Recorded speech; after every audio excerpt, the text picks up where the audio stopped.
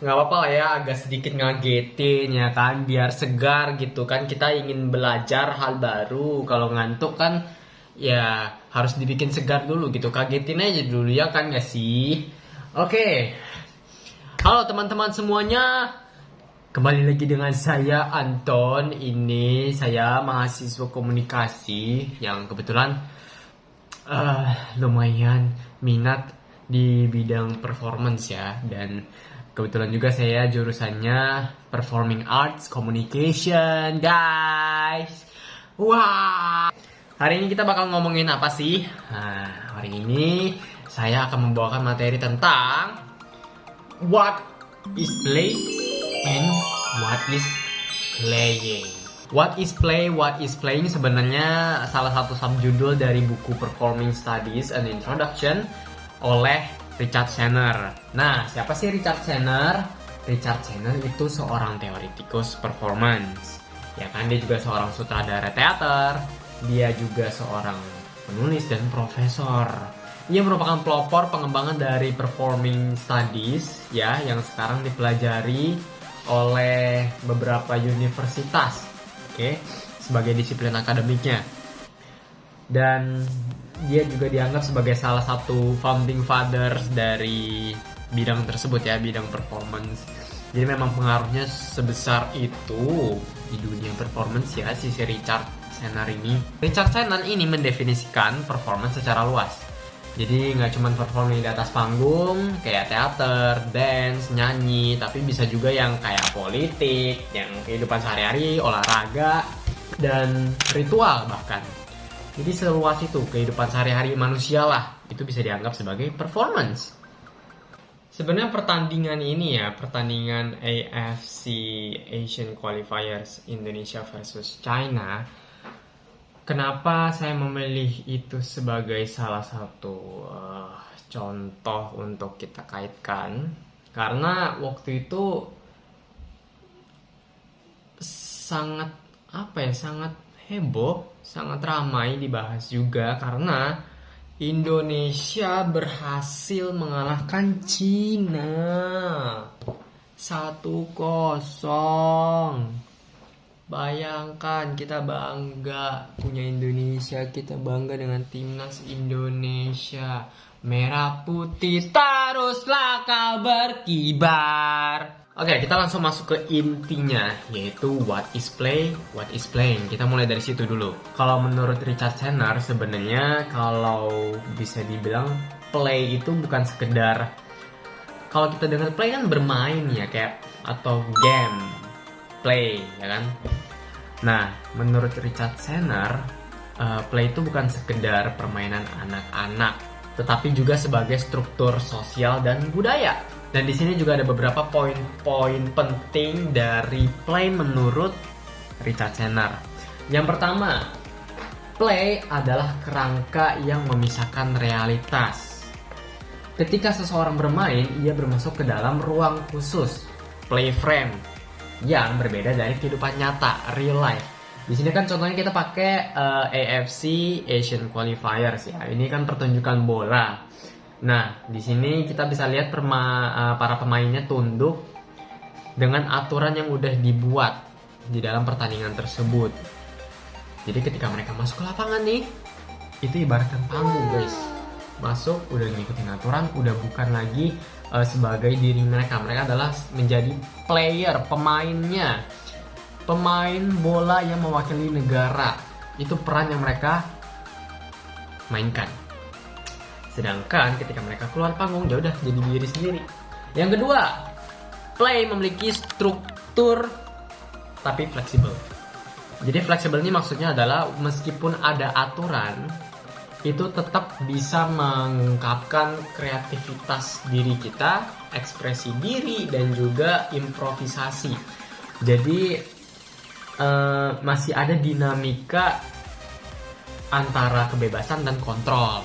Nah, ini dia, kebebasan dan kontrol. Lalu apa relevansinya dengan pertandingan AFC Asian Qualifiers?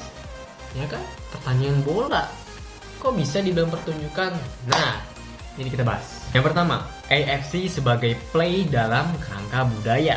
Kok bisa dibilang seperti itu? Kompetisi ini menciptakan ruang play frame yang netral di mana semua negara bisa bergabung, bermain, dan bersaing satu sama lain secara sportif mengikuti aturan sepak bola FIFA.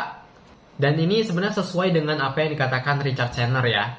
Kalau ruang play itu sebenarnya punya aturannya sendiri, yang dimana kalau di AFC ya punya aturannya sendiri. Yang kedua, pemain sebagai performer. Nah, kalau di panggung kalian nonton nih, misalnya ada pertunjukan musical, teater, dan lain-lain, ya kan, ada pemainnya, ada pemerannya, ada aktornya. Kalau di pertandingan AFC, which is ini pertandingan bola, ya pemain-pemainnya inilah ya yang kerjaannya menggiring bola, menendang, dan mencetak gol. Itulah aktornya. Mereka bermain di atas panggung, which is lapangan. Selanjutnya ada improvisasi dan strategi. Nah, permainan sepak bola itu memang selalu pakai strategi ya guys. Gak bisa kalau nggak pakai strategi. Yang jelas di sini ada beberapa strategi yang dilancarin, misalnya posisi-posisi pemainnya sebagai back, sebagai kiper. Mereka pilih siapa aja pemain-pemainnya yang akan mewakili negara. Nah, kalau dari sisi improvisasinya sebenarnya ya, improvisasi itu kan kalau misalnya nih kita menjalankan suatu rencana, ya kan? Kita udah nge-planning, kita pengen ngelakuin apa, ya kan? Tapi pas ketika kita melakukannya, ternyata tidak sesuai dengan rencana. Nah, disitulah otak kita terkadang, oh kita lakuin ini aja, gini-gini nggak akan kelihatan salah kok. Nah, itu dia yang disebut dengan improvisasi. Memang kadang ini juga suka terjadi ketika perform. Misalnya lagi nari nih, lagi nari, propertinya jatuh. Terus kita improvisasi, ambil propertinya dengan ganteng. Jadi kayak pasti ada aja improvisasi yang perlu kita lakukan. Sama di dalam permainan bola pastinya penuh dengan improvisasi karena tidak direncana.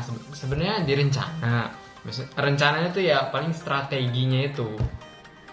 Strategi yang kayak kita harus seperti ini, taktik menyerangnya seperti ini, bertahannya seperti ini. Tapi ketika pas eksekusi tidak berjalan sesuai dengan rencana, ya kan, mereka juga pastinya nggak bisa ngeramal apapun yang akan terjadi ke depannya.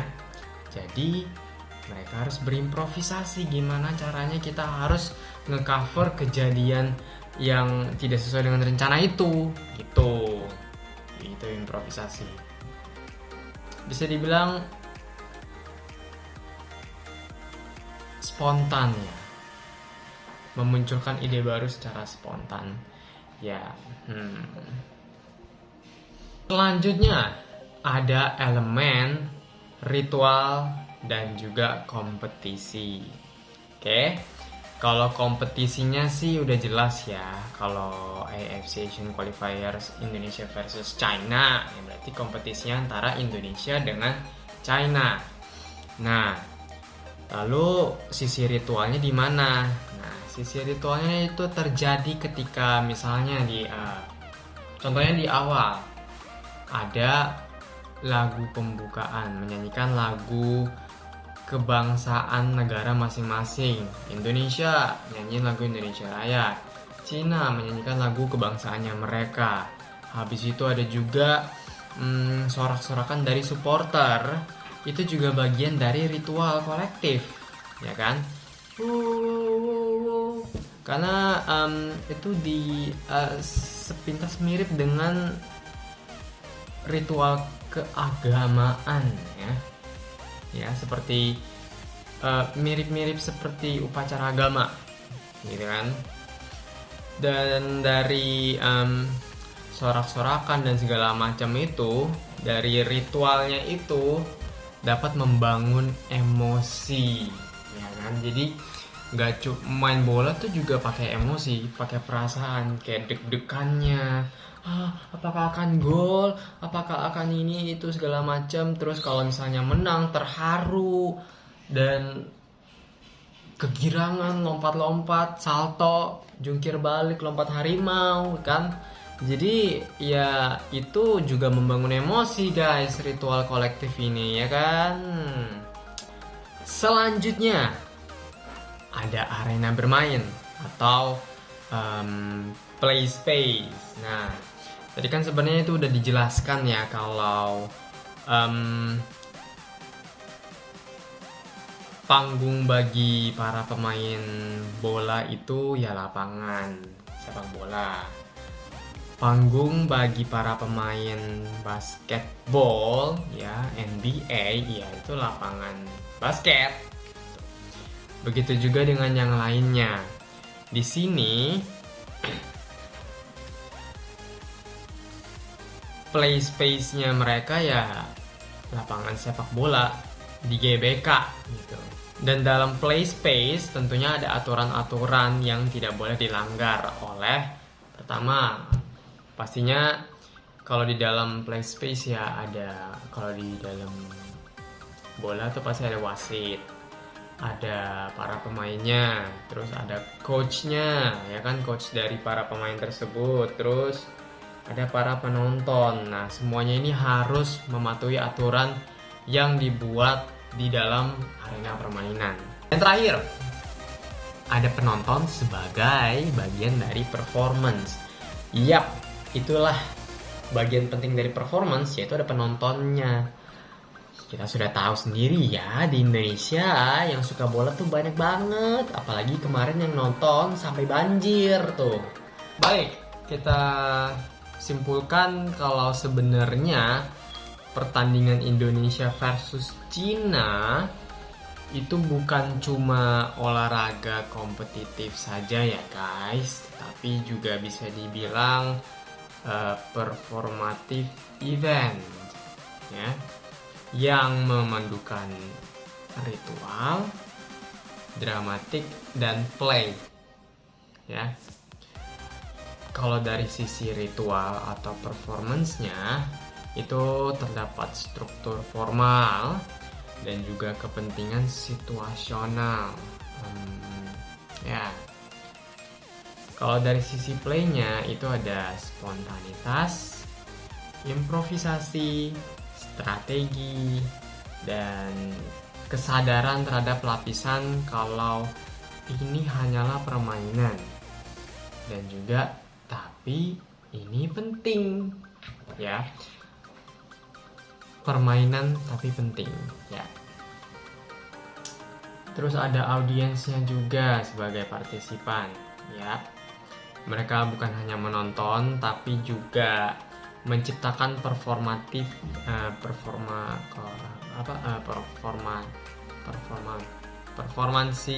kolektif ya, yang udah kita bahas juga tadi ya, kalau mereka tuh ada juga bisa membentuk emosi ya. Dan juga di dalam play itu ada ambiguitas ya, ambiguitas seperti ini serius tetapi tidak serius. Apakah seharusnya dianggap serius? Karena ini permainan tapi penting ya kan. Ini permainan bola, olahraga, kita bisa bersenang-senang tapi mewakili negara, berarti saya harus menganggap ini untuk bersenang-senang atau saya harus serius, atau mungkin keduanya ya kan. Itulah yang mungkin menjadi sisi ambiguitas dari AFC ini ya, atau bisa dibilang semua permainan bola di dunia. Karena play itu kan pada umumnya sifatnya fun, bermain, permainan ya. Tidak disangka-sangka ternyata kita harus berpisah teman-teman. sudah di penghujung acara, jadi mau tak mau saya loncat lagi. Oke, sekian ini pembahasan what is play, what is playing, dan relevansinya dengan Indonesia versus China di AFC Asian Qualifiers 2025. Semoga apa yang saya bahas hari ini tidak menyenggol beberapa pihak ya. Dan kalau misalnya menyenggol, saya mohon maaf. Mohon maaf ya, saya tidak berminat untuk menyenggol siapapun. Oke? Dan semoga bermanfaat. Terima kasih, sampai jumpa.